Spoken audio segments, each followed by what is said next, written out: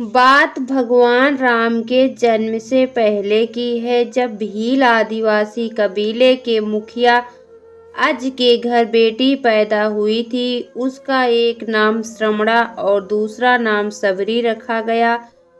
सबरी की माँ इंदुमती उसे खूब प्यार करती थी। बचपन से ही सबरी पशु पक्षियों की भाषा समझकर उनसे बातें करती और जब सबरी की माँ उसे देखती तो कुछ समझ नहीं पाती थी। कुछ समय बाद एक पंडित ने सबरी के परिवार को बताया कि वो आगे चलकर सन्यासी बन सकती है। इस बात का पता चलते ही सबरी के पिता ने उसका रिश्ता तय कर दिया। जैसे ही शादी का दिन नजदीक आया, सबरी के घर वालों ने खूब सारी बकरियां और अन्य जानवर घर के पास लाकर बांध दिए। एक दिन सबरी की माँ जब उसके बाल बना रही थी तो उसने माँ से पूछा, इतने सारे जानवर हमारे घर क्यों लाए गए हैं?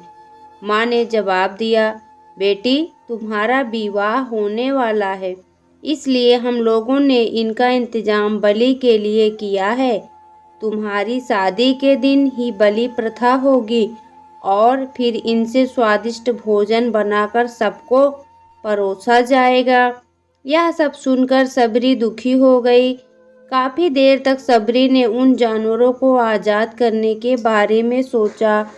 सोचते सोचते सबरी के मन में हुआ कि अगर ये जानवर यहाँ नहीं होंगे तो इनकी बलि रुक सकती है। ऐसा नहीं हुआ तो मेरे घर से कहीं चले जाने पर ही यह बलि रुकेगी। जब मैं ही नहीं रहूंगी तब ना विवाह होगा और ना ही बलि प्रथा। इससे मासूम जानवर बच जाएंगे। इसी सोच के साथ जानवरों को रखी गई जगह पर सबरी पहुंची। उसने सोचा कि उन्हें खोल देती हूँ, लेकिन वो ऐसा नहीं कर पाई। उसके बाद सबरी जंगल की तरफ भागने लगी। भागते भागते सबरी ऋषि मुख पर्वत पर पहुंच गई। वहां करीब 10,000 ऋषि रहा करते थे। सबरी को लगा कि वो भी इसी जंगल में किसी तरह ऋषि मुनियों की सेवा करके अपना जीवन जी लेगी। वो चुपचाप उसी जंगल के एक हिस्से में किसी तरह से रहने लगी।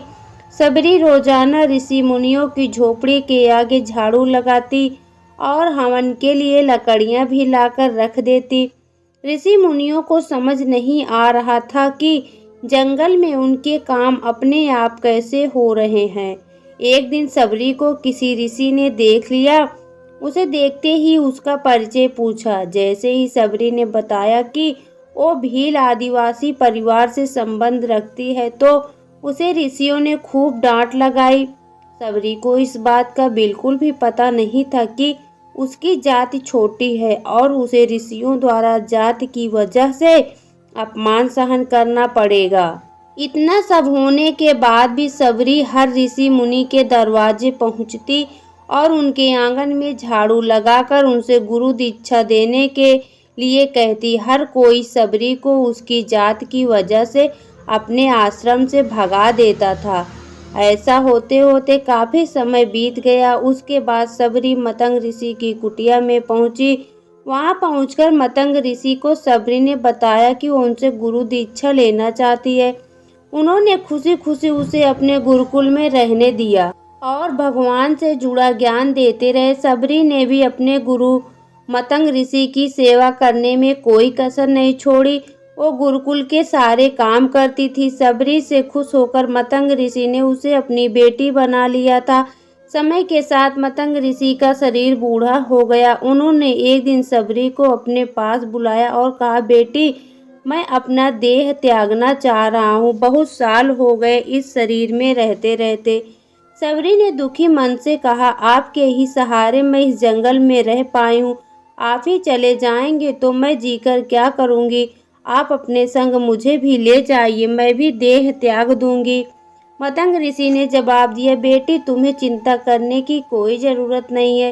तुम्हारी चिंता करेंगे और ध्यान भी रखेंगे। सबरी ने राम का नाम सुनने के बाद पूछा, ओ कौन है और उन्हें मैं किस तरह से ढूंढूंगी? मतंग ऋषि ने बताया, राम कोई और नहीं भगवान है और तुम्हें सारे अच्छे कर्मों का फल देंगे।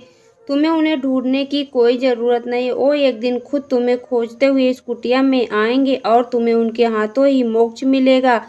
तब तक तुम इसी आश्रम में रहो। इतना कहते ही मतंग ऋषि ने अपना शरीर त्याग दिया। सबरी के मन में मतंग ऋषि के जाने के बाद से ही एक बात थी कि भगवान राम स्वयं उससे मिलने आएंगे।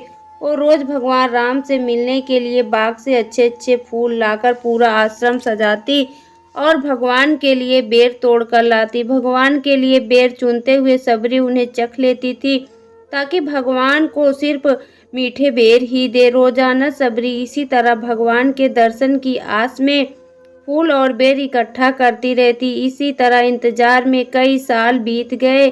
सबरी का शरीर एकदम वृद्ध हो गया। एक दिन आश्रम के पास तालाब में सबरी पानी लेने गई। तभी पास के ही एक ऋषि ने उसे अछूत कहते हुए वहां से भागने के लिए कहा और एक पत्थर मार दिया। वो पत्थर जब सबरी को लगा तो उसे चोट लगी और खून बहने लगा। बहते हुए खून की एक बूंद उसी तालाब के पानी में गिर गई। तभी पूरा तालाब का पानी खून में बदल गया। ये सब होता देखकर ऋषि ने सबरी को ही डांटा और कहा कि पापिन, तुम्हारी वजह से पूरा पानी खराब हो गया। रोज ऋषि उस पानी को साफ करने के लिए अपनी कई तरह की विद्याओं का इस्तेमाल करते। कई सारे जतन करने के बाद भी कुछ नहीं हुआ। फिर उन्होंने गंगा जैसी कई पवित्र नदियों का जल भी उस तालाब में डाला, फिर भी तालाब का पानी साफ नहीं हो पाया और वो खून जैसा ही रहा।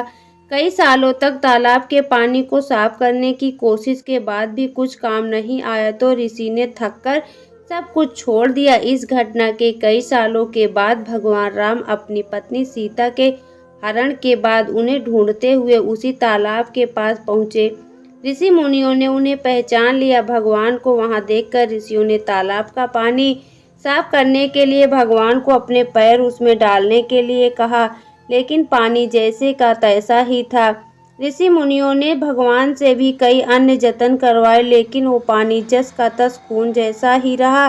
तब भगवान ने ऋषियों से पानी के रक्त में बदलने की कहानी पूछी। तब ऋषि ने सबरी को पत्थर मारने वाली सारी बात बता दी। उसके बाद कहा कि वो महिला ही अपवित्र है, छोटी जात की है, इसलिए ये सब हुआ है। उसी वक्त भगवान राम ने कहा, ये सब आप लोगों के खराब वचनों से हुआ है। सबरी को इस तरह के शब्द बोलकर आप लोगों ने उसे नहीं बल्कि मेरे दिल को घायल किया है। इसी घायल दिल के रक्त का प्रतीक यह तालाब का लाल पानी है। आगे भगवान राम बोले, कहा है वो माई, मैं उनसे मिलना चाहता हूँ। तब तक सबरी उसी तालाब के पास पहुँच जाती है। इस दौरान सबरी के पैर को ठोकर लगती है और कुछ धूल उस तालाब में गिर जाती है। तभी सारा पानी साफ हो जाता है। भगवान सबसे कहते हैं कि देखिए, आप लोगों ने क्या कुछ नहीं किया, लेकिन पानी साफ नहीं हो पाया। अभी सिर्फ इनके पैर की थोड़ी सी धूल ने ही तालाब का पानी साफ कर दिया। भगवान राम को सबरी पहचान चुकी थी। उन्हें प्रणाम करके सबरी ने कहा, भगवान आप मेरी कुटिया में चलिए। भगवान भी खुशी खुशी सबरी के साथ चल पड़े। फूलों से सबरी ने भगवान राम का स्वागत किया। वो सीधे बेर तोड़ने के लिए भाग गई और चख चख कर उनके लिए बेर लेकर आई। उन्होंने बड़े ही प्यार से भगवान राम और उनके भाई लक्ष्मण को बेर दिए। भगवान राम भी उतने ही प्यार से उन बेर को खाना शुरू किया। तभी बेर देखकर मुंह बनाते हुए लक्ष्मण ने कहा, भैया ये बेर जूठे हैं, इन्हें आप कैसे खा सकते हैं? भगवान ने जवाब दिया, लक्ष्मण ये जूठे नहीं बल्कि बहुत मीठे हैं। सबरी माई हम सबके लिए बहुत प्यार से तोड़कर लाई हैं। इतना कहकर भगवान राम प्यार से उन बेर को खाने लगे। भगवान ने जाते हुए सबरी माई से कहा, आप मुझसे जो चाहे वो मांग सकती हैं। सबरी ने उन्हें कहा, मतंग ऋषि के कहने पर मैं आज तक सिर्फ आपके दर्शन के लिए जी रही थी। अब आप मुझे मोक्ष प्रदान कीजिए। मैं अपना शरीर आपके सामने ही त्यागूंगी। उसी वक्त सबरी ने अपना शरीर त्याग दिया। भगवान राम ने अपने हाथों से उनका अंतिम संस्कार किया और सीता माँ की खोज में आगे बढ़ गए।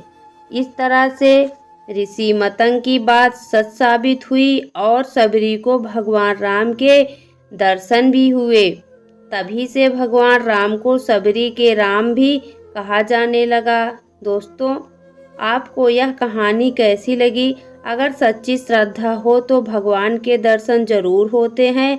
अगर आपको यह कहानी पसंद आई हो तो वीडियो को लाइक करें, शेयर करें, चैनल को सब्सक्राइब करना न भूलें। वीडियो देखने के लिए आप लोगों का बहुत बहुत धन्यवाद।